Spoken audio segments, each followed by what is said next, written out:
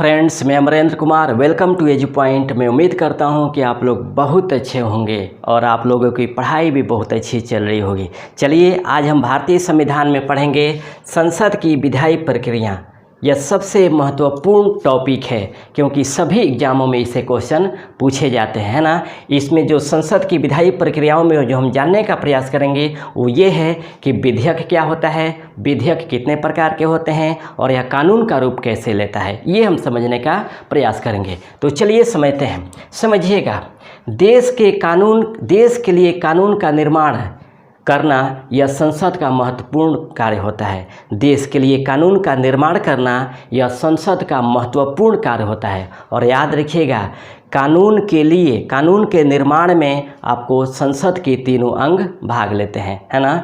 कानून के निर्माण के लिए आपको संसद के तीनों अंग भाग लेते हैं। हमें याद होना चाहिए कि जो सर्वोच्च न्यायालय होता है वह कानून का संरक्षक होता है, लेकिन जो कानून का निर्माता होता है वह संसद होता है ना।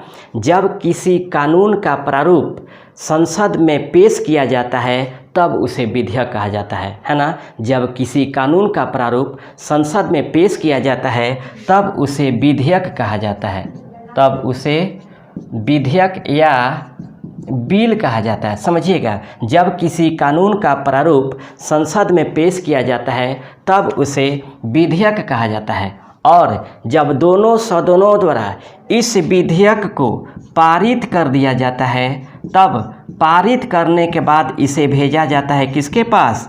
राष्ट्रपति के पास। और राष्ट्रपति जब इस विधेयक पर अंतिम रूप से अनुमति प्रदान कर देता है या सिग्नेचर प्रदान कर देता है तब यह विधेयक आपको कानून का रूप ले लेता है ना। तब यह विधेयक आपको कानून का रूप लेता है। फिर समझिएगा, जब किसी कानून का प्रारूप आपको संसद के समक्ष प्रस्तुत किया जाता है तब उसे विधेयक कहा जाता है। और इस विधेयक को जब दोनों सदनों द्वारा पारित कर दिया जाता है और पारित करने के बाद जब राष्ट्रपति के पास भेजा जाता है और राष्ट्रपति इसे अनुमति प्रदान कर देता है या उस पर सिग्नेचर कर देता है तब वह कानून का रूप लेता है ना। इसलिए कहा जाता है कि कानून के निर्माण के लिए सर्वप्रथम प्रस्ताव जो लाया जाता है विधेयक के रूप में वह संसद के समक्ष लाया जाता है ना। कानून के निर्माण के लिए सर्वप्रथम जो प्रस्ताव विधेयक के रूप में लाया जाता है वह आपको संसद के समक्ष लाया जाता है। और याद रखिएगा, प्रत्येक विधेयक के 3 वाचन होते हैं, है ना। प्रत्येक विधेयक के 3 वाचन होते हैं, यानी तीनों वाचनों के गुजरने के बाद ही आपको विधेयक कानून का रूप लेता है। इनमें प्रथम वाचन, विधेयक के 3 वाचन, समझिएगा, विधेयक के 3 वाचन होते हैं। और 3 वाचन कौन कौन होता है ये देख लीजिएगा। 1 नंबर प्रथम वाचन, समझिएगा, प्रथम वाचन विधेयक के पेश करने के लिए आपको कहा जाता है, इसमें विधेयक पेश करने के लिए अनुमति का प्रस्ताव, है ना। प्रथम वाचन में विधेयक पेश करने के लिए, विधेयक पेश करने के लिए आपको अनुमति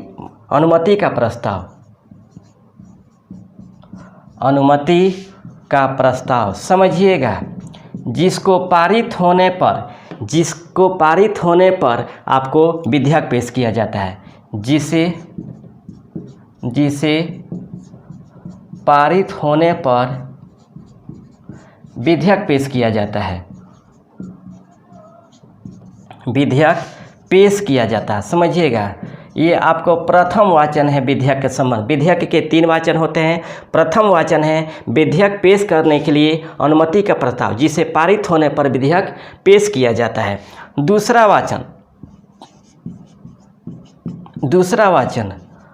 वाचन ये है कि विधेयकों के सिद्धांतों और उपबंधों पर सामान्य चर्चा की जाती है ना। विधेयकों के सिद्धांतों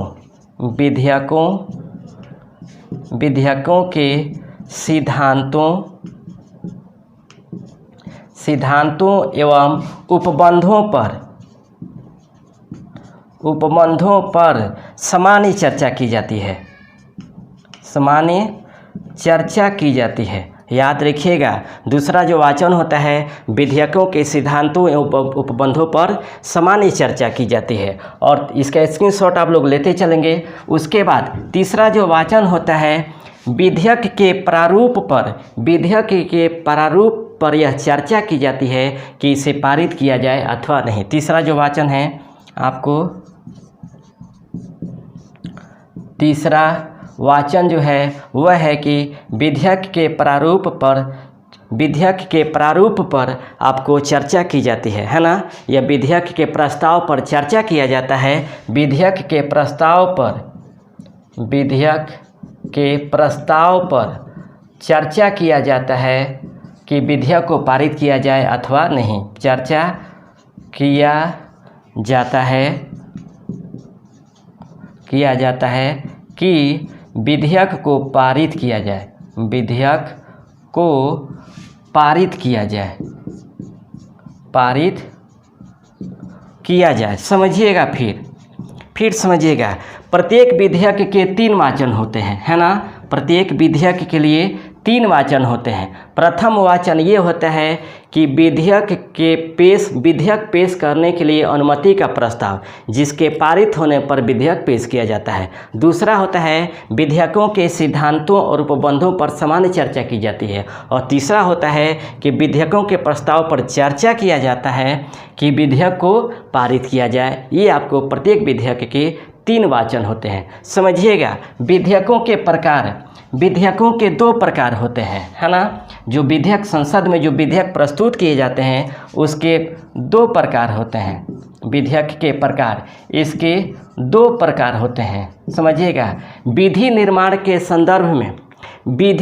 के संदर्भ में संसद में प्रस्तुत किए जाने वाले विधेयक 2 प्रकार के होते हैं, है ना। विधेयक के प्रकारों में अगर हम कहें तो विधि निर्माण के क्रम में या संदर्भ में संसद के समक्ष प्रस्तुत किए जाने वाले जो विधेयक होते हैं वो 2 प्रकार के होते हैं। पहला होता है सरकारी विधेयक, और दूसरा होता है गैर सरकारी विधेयक।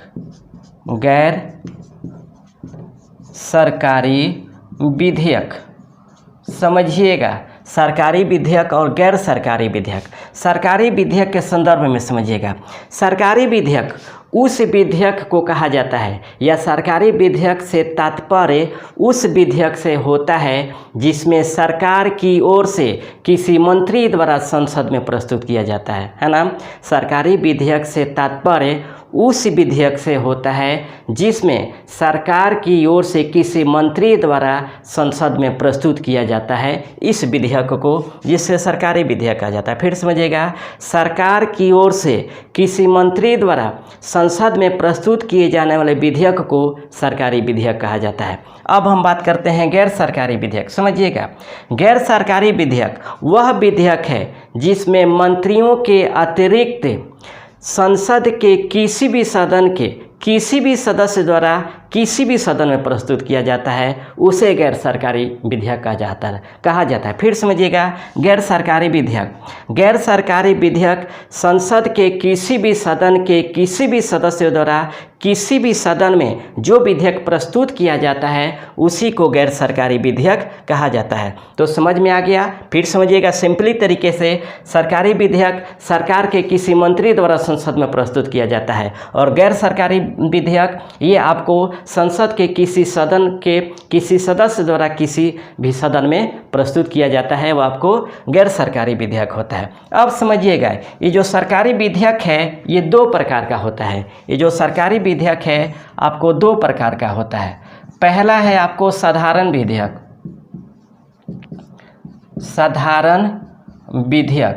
है ना, साधारण विधेयक, और दूसरा होता है धन विधेयक।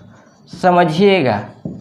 जो विधेयक होता है, ये जो सरकारी विधेयक होता है 2 प्रकार के होते हैं, है ना। जो सरकारी विधेयक होते हैं वह 2 प्रकार के होते हैं। एक साधारण विधेयक होता है और दूसरा धन विधेयक होता है। समझिएगा। साधारण विधेयक संसद के किसी भी सदन में प्रस्तुत किया जा सकता है ना। जो साधारण विधेयक होता है वह संसद के किसी भी सदन में प्रस्तुत किया जा सकता है। आइए हम इसके विषय में और भी जानने का प्रयास करते हैं। इतना याद रखेंगे, सरकारी विधेयक दो प्रकार के होते हैं, साधारण विधेयक और धन विधेयक। समझिएगा, संसद का संयुक्त अधिवेशन, संसद का संयुक्त अधिवेशन के बारे में समझते हैं। ये है हमारा संसद का संयुक्त अधिवेशन। समझिएगा, संयुक्त अधिवेशन।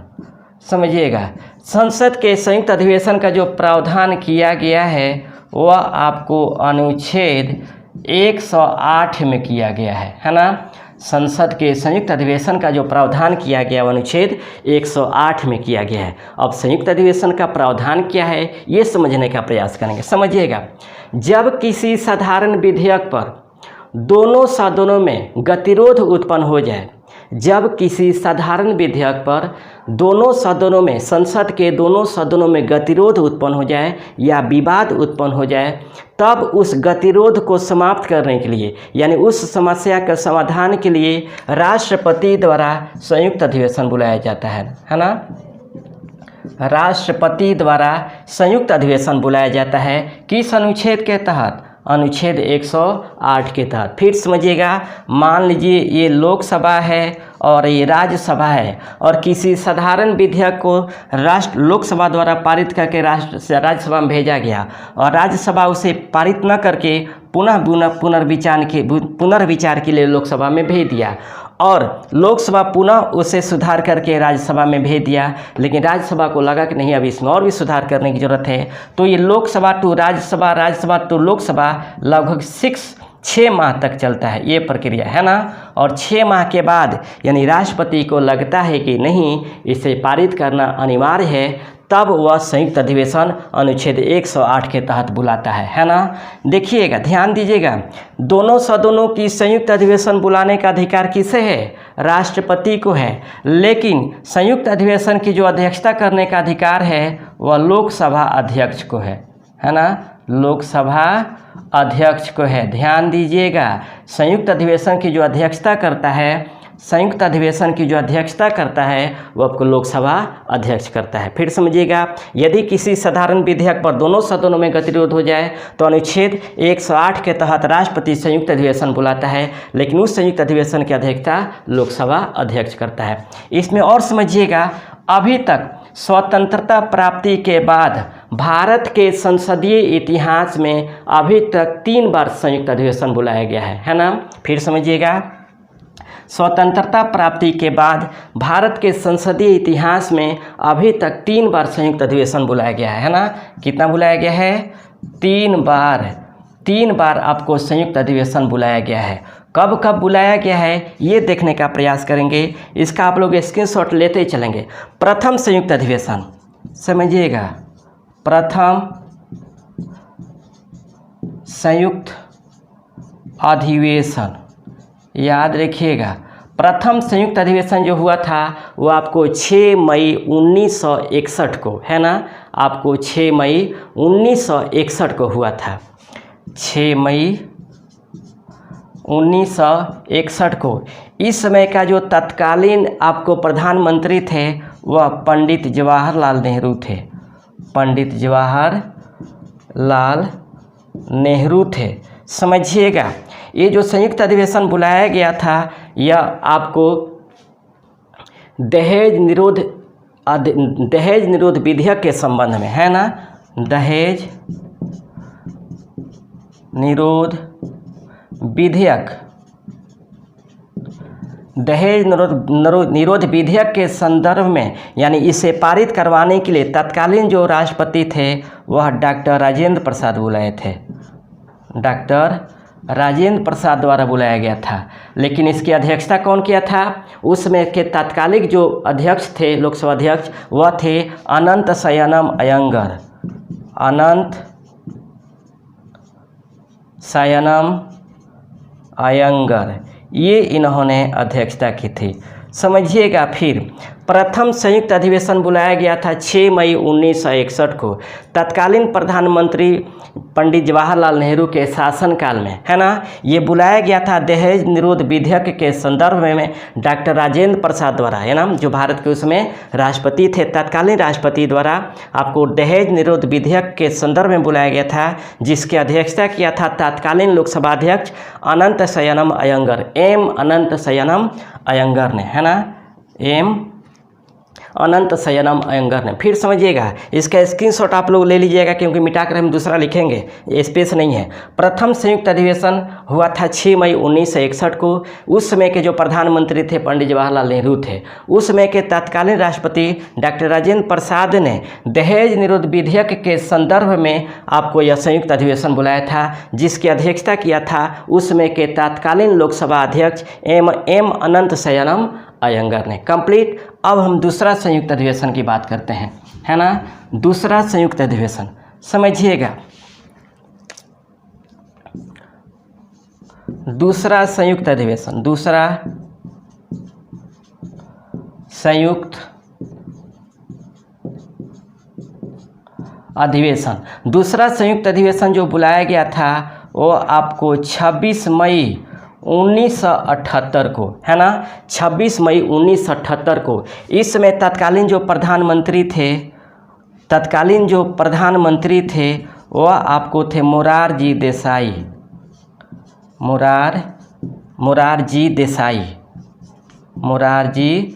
देसाई।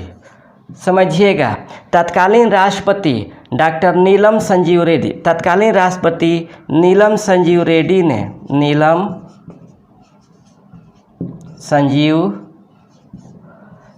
ने आपको बैंकिंग सुधार आयोग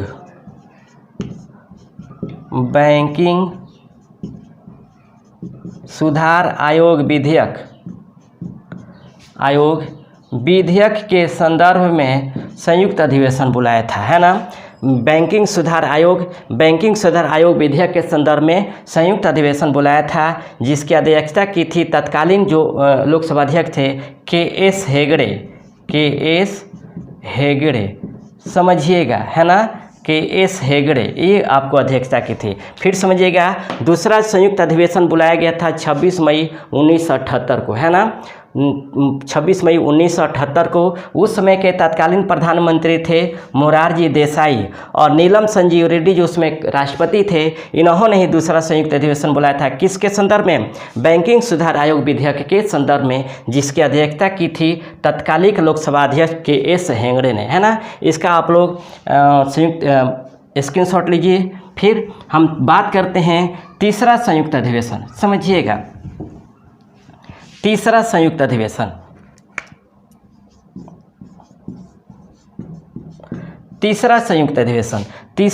अधिवेशन जो हुआ था वह आपको 26 मार्च 2002 को, है ना। तीसरा संयुक्त अधिवेशन 26 मार्च 2002 को। समझिएगा, उस समय के जो तत्कालीन प्रधानमंत्री थे वह अटल बिहारी वाजपेयी थे, अटल बिहारी वाजपेयी, है ना, वाजपेयी थे। और तत्कालिक राष्ट्रपति के आर नारायणन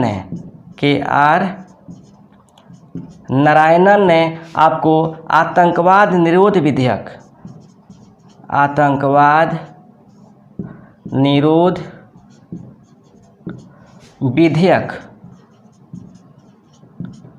को पारित करवाने के लिए, जिसे पोटा भी कहा जाता था, पोटा को पारित करवाने के लिए संयुक्त अधिवेशन बुलाया था, जिसकी अध्यक्षता की थी तत्कालीन लोकसभा अध्यक्ष मनोहर जोशी ने, है ना, मनोहर जोशी ने। समझिएगा, तो ये तीसरा आपको अध्यक्ष था, है ना, ये आपको तीसरा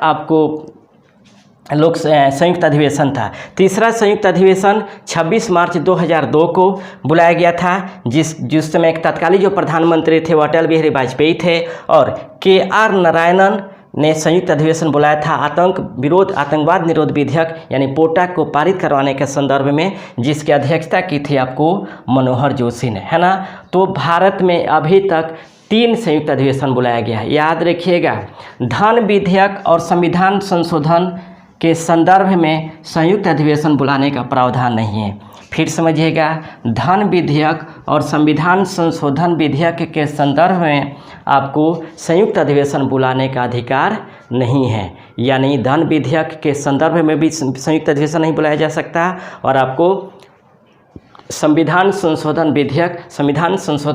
विधेयक के संदर्भ में भी आपको संयुक्त अधिवेशन बुलाने का अधिकार नहीं है। अब हम बात करते हैं किसी विधेयकों पर राष्ट्रपति की अनुमति। समझिएगा, किसी विधेयक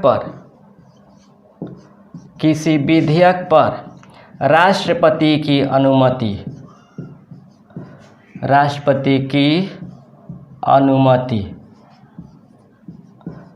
समझिएगा, अनुच्छेद 111 में इसका प्रावधान किया गया है। अनुच्छेद 111 में इसका प्रावधान किया गया है। समझिएगा, संसद द्वारा किसी विधेयक को पारित करने के बाद राष्ट्रपति के पास भेज दिया जाता है तो राष्ट्रपति अनुच्छेद 111 के तहत उस विधेयक पर अनुमति प्रदान करता है, लेकिन उसके पास 3 शक्तियाँ होती है ना। संसद द्वारा किसी विधेयक को पारित करने के बाद राष्ट्रपति के पास भेजा जाता है तो अनुच्छेद 111 के तहत वो अनुमति प्रदान करता है, लेकिन 3 अधिकार है। पहला है कि उसे अनुमति प्रदान कर दे, है ना। पहला है उसे अनुमति प्रदान कर दे। यानी प्रथम दृष्टया अगर मान लीजिए संसद ने विधेयक पारित करके भेज दिया तो राष्ट्रपति क्या करता है, उस पर सिग्नेचर कर देता है, तब वह कानून का रूप लेता है। दूसरा होता है विधेयक को रोक लेना, विधेयक को रोक लेना, है ना। और तीसरा जो होता है पुनर्विचार के लिए वापस लौटा देना, पुनर्विचार के लिए वापस करना। समझिएगा, यह राष्ट्रपति को 3 अधिकार होता है। किसी विधेयक पर राष्ट्रपति को अनुमति देने का अधिकार होता है, उस विधेयक को रोकने का अधिकार होता है, या पुनर्विचार करने के लिए अधिकार होता है, पुनर्विचार के लिए पुनः वापस करने का अधिकार होता है। किस अनुच्छेद के तहत? अनुच्छेद 11 के तहत। समझिएगा, यदि संसद द्वारा किसी विधेयक को पारित करके राष्ट्रपति के पास भेज दिया तो वह आपको उस पर सिग्नेचर कर देगा तो वह कानून का रूप लेगा, है ना। लेकिन राष्ट्रपति को लगता है कि नहीं, इसमें कुछ और सुधार करने की आवश्यकता है, तब वह क्या करेगा, वह पुनः आपको संसद के पास भेज देगा। जब संसद उसे पुनर्विचार के लिए पुनः जब राष्ट्रपति के पास भेजता है तब यह राष्ट्रपति की बाध्यता हो जाती है कि उस पर सिग्नेचर करें, है ना, उसे अनुमति प्रदान करें। लेकिन अगर संसद द्वारा किसी विधेयक को पारित करके राष्ट्रपति के पास भेज दिया जाता है और राष्ट्रपति उसे न तो अनुमति प्रदान करता है और न उसे पुनर्विचार के लिए भेजता है और वह अपने पास रखता है, तो वह विधेयक समाप्त हो जाता है।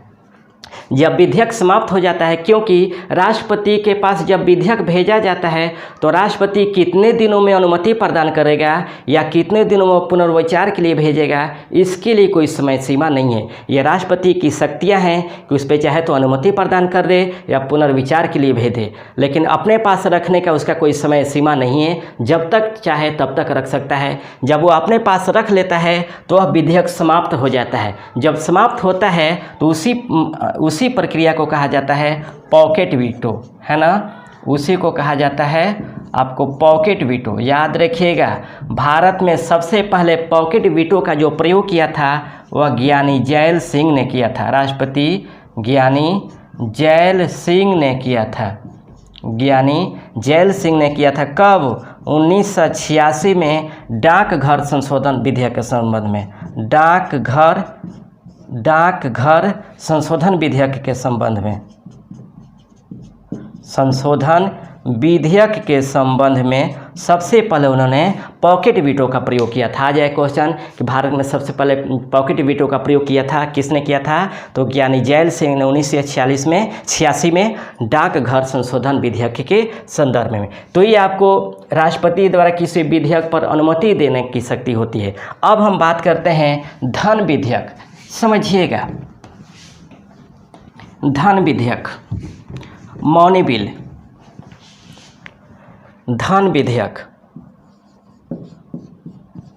जिसे मनी बिल भी कहा जाता है। समझिएगा, धन विधेयक का जो प्रावधान किया गया है वह आपको अनुच्छेद 110 में किया गया है।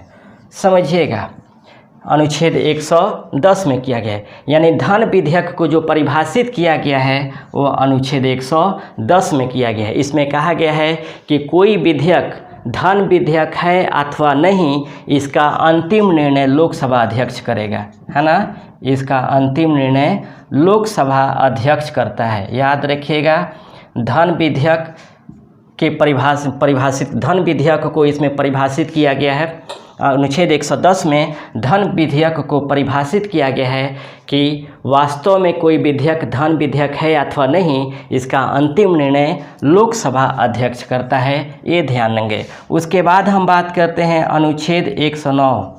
समझिएगा, अनुच्छेद 109। अनुच्छेद 109 में धन विधेयक को पारित करने के संबंध में प्रावधान किया गया है ना। अनुच्छेद 109 में धन विधेयक को पारित करने के संदर्भ में प्रावधान किया गया है। समझिएगा, धन विधेयक को इस अनुच्छेद के तहत केवल और केवल लोकसभा में प्रस्तुत किया जाता है ना। धन विधेयक को केवल लोकसभा में प्रस्तुत किया जाता है, राज्यसभा में नहीं, है ना। धन विधेयक को केवल लोकसभा में प्रस्तुत किया जाता है, राज्यसभा में नहीं। लेकिन याद रखिएगा, धन विधेयक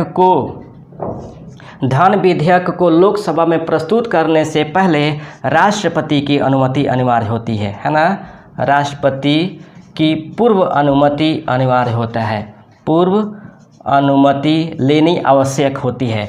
राष्ट्रपति के अनुमति के बाद ही धन विधेयक को लोकसभा में प्रस्तुत किया जाता है। फिर समझिएगा, धन विधेयक को जो परिभाषित किया गया है अनुच्छेद 110 में किया गया है। इसमें कहा गया है कि कोई विधेयक धन विधेयक है अथवा नहीं, इसका अंतिम निर्णय लोकसभा अध्यक्ष करता है। और अनुच्छेद 109 में धन विधेयक को प्रस्तुत करने का प्रावधान किया गया है, पारित करने का प्रावधान किया गया है। इसमें प्रावधान है कि धन विधेयक को केवल लोकसभा में ही प्रस्तुत किया जाता है, राज्यसभा में नहीं। और धन विधेयक को लोकसभा में प्रस्तुत करने से पहले राष्ट्रपति की अनुमति लेनी आवश्यक होगी, ये इसमें प्रावधान किया गया है। अब हम बात करते हैं वित्त विधेयक। समझिएगा, वित्त विधेयक, वित्त विधेयक,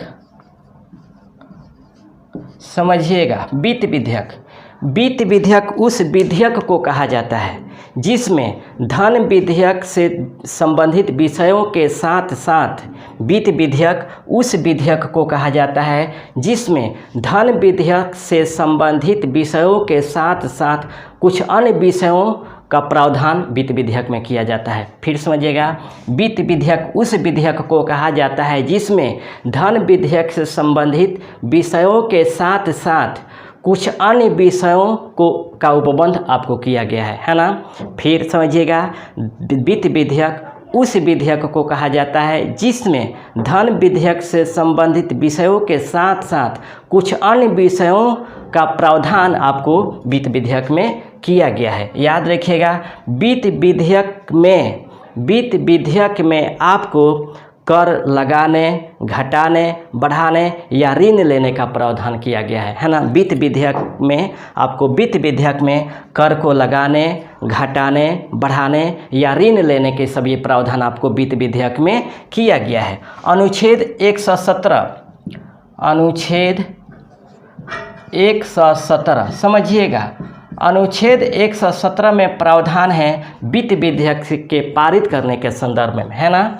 अनुच्छेद 117 में वित्त विधेयक को पारित करने के संबंध में प्रावधान किया गया है। याद रखिएगा, इसमें कहा गया है इस अनुच्छेद में प्रावधान किया गया है कि वित्त विधेयक को केवल लोकसभा में ही प्रस्तुत किया जा सकता है। वित्त विधेयक को केवल लोकसभा में ही प्रस्तुत किया जा सकता है, राज्यसभा में नहीं। और इसके लिए भी आपको राष्ट्रपति की अनुमति लेनी आवश्यक होगी, है ना। राष्ट्रपति की अनुमति लेनी आवश्यक होगी, इसमें प्रावधान किया गया। कहा गया है कि वित्त विधेयक को अनुच्छेद 117 के तहत प्रावधान किया गया है कि केवल लोकसभा में ही प्रस्तुत किया जाएगा, राज्यसभा में नहीं। लेकिन इसके लिए भी आपको राष्ट्रपति की पूर्व अनुमति लेना आवश्यक होगा, तभी लोकसभा में वित्त विधेयक को प्रस्तुत किया जाएगा। लेकिन ध्यान दीजिएगा, इसमें एक और प्रावधान है कि वित्त विधेयक के संदर्भ में राष्ट्रपति को संयुक्त अधिवेशन बुलाने का अधिकार है ना। राष्ट्रपति को संयुक्त अधिवेशन बुलाने का अधिकार है, याद रखिएगा। धन विधेयक के संदर्भ में राष्ट्रपति को संयुक्त अधिवेशन बुलाने का अधिकार नहीं है। धन विधेयक के संदर्भ में राष्ट्रपति को संयुक्त अधिवेशन का बुलाने का अधिकार नहीं है, लेकिन वित्त विधेयक के संदर्भ में राष्ट्रपति को संयुक्त अधिवेशन बुलाने का अधिकार है। अगर क्वेश्चन आ जाए कि क्या धन विधेयक के संदर्भ में राष्ट्रपति को संयुक्त अधिवेशन बुलाने का अधिकार है, तो आपको नहीं। लेकिन अगर ये क्वेश्चन आ जाए कि वित्त विधेयक के संदर्भ में क्या राष्ट्रपति को संयुक्त अधिवेशन बुलाने का अधिकार है, तो हाँ, ये हो जाएगा, है ना। समझिएगा वित्त विधेयक की व्यापकता। वित्त विधेयक जो है वह धन विधेयक से व्यापक है ना। वित्त विधेयक आपको धन विधेयक से व्यापक है, धन विधेयक से व्यापक है। इसीलिए याद रखिएगा, प्रत्येक धन विधेयक वित्त विधेयक हो सकता है ना। इसीलिए याद रखिएगा, प्रत्येक धन विधेयक वित्त विधेयक हो सकता है, वित्त विधेयक हो सकता है, परंतु प्रत्येक वित्त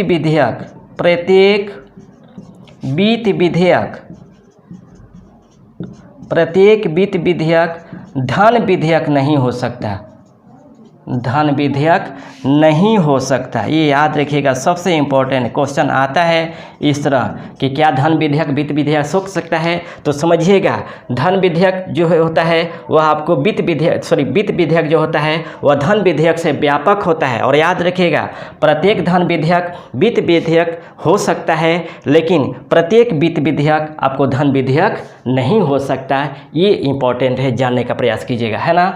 अब हम बात करते हैं वार्षिक वित्तीय विवरण। समझिएगा, संसद की विधायी प्रक्रियाओं में एक आता है और वार्षिक वित्तीय विवरण।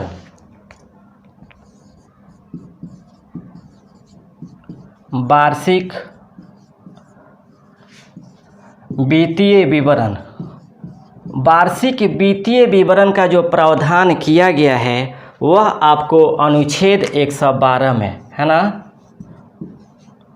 अनुच्छेद 112 में किया गया है। समझिएगा, वार्षिक वित्तीय विवरण का जो प्रावधान किया गया अनुच्छेद 112 में किया गया है। समझिएगा, राष्ट्रपति प्रत्येक वित्तीय वर्ष में, प्रत्येक वित्तीय वर्ष क्या है आपको 1 अप्रैल से 31 मार्च, है ना। 1 अप्रैल से 31 मार्च राष्ट्रपति प्रत्येक वित्तीय वर्ष में देश की आय एवं व्यय का लेखा जोखा संसद के समक्ष प्रस्तुत करवाता है ना। प्रत्येक वित्तीय वर्ष में राष्ट्रपति देश की आय एवं व्यय का लेखा जोखा संसद के समक्ष प्रस्तुत करवाता है, उसी को आपको वार्षिक वित्तीय विवरण कहा जाता है। फिर समझिएगा, वार्षिक वित्तीय विवरण का जो प्रावधान किया गया अनुच्छेद 112 में, राष्ट्रपति प्रत्येक वित्तीय वर्ष में देश की आय एवं व्यय का जो लेखा जोखा होता है वह संसद के समक्ष प्रस्तुत करवाता है, जिसे वार्षिक वित्तीय विवरण कहा जाता है। इन्हें सामान्य भाषा में बजट कहा जाता है। इन्हें सामान्य भाषा में आपको बजट कहा जाता है। भारत में सर्वप्रथम जो बजट प्रस्तुत किया गया था वो आपको 18 फरवरी 1860 में किया गया था, लॉर्ड कैनिंग के शासनकाल में। लॉर्ड कैनिंग के शासनकाल में प्रस्तुत किसने किया था? जेम्स विल्सन ने प्रस्तुत किया था। जेम्स विल्सन ने प्रस्तुत किया था, इसीलिए जेम्स विल्सन को भारतीय बजट का पिता कहा जाता है ना। बजट का आपको जनक माना जाता है। किसे? जेम्स विल्सन को आपको बजट का जनक माना जाता है। और बजट का जो अर्थ होता है वो आपको चमड़े का थैला होता है ना। चमड़े का आपको थैला होता है। तो ये आपको वार्षिक वित्तीय विवरण था, है ना। इसके साथ ही आपको पूरा संसद की विधायी प्रक्रिया थी जिसमें बताने का प्रयास किया कि विधेयक किसे कहा जाता है, विधेयक कितने प्रकार के होते हैं और इसको प्रस्तुत करने का और इसका निर्माण करने की प्रक्रियाएं क्या होती है। फिर आपको धन विधेयक क्या है, वित्त विधेयक क्या है और बजट क्या है, ये सभी बताने का मैंने प्रयास किया, ठीक ना। मैं उम्मीद करता हूँ कि ये क्लास आपको पसंद आया होगा। अगर क्लास पसंद आता है तो प्लीज़ अपने दोस्तों में शेयर कीजिए और सब्सक्राइब करने के लिए बोलिए। और आप लोगों से रिक्वेस्ट है कि अगर क्लास में शुरू में या बीच में अगर ऐड आता है तो प्लीज़ आप ऐड को स्किप ना कीजिए, उसी ऐड से पैसे आते हैं और वही मेरे लिए बेनिफिट है। तो प्लीज़ आप ऐड को स्किप ना करें। जहाँ 32 मिनट का क्लास है वहाँ 2 मिनट और सही किया जाता है, और आप अपने टाइम बचाने के क्रम में अगर उसको स्किप करते हैं तो फिर हमें कोई बेनिफिट नहीं होगा, है ना। तो रहने देते इतना ही, फिर हम कोई नेक्स्ट क्लास लेकर हाजिर होंगे। तब तक के लिए बेस्ट ऑफ लक।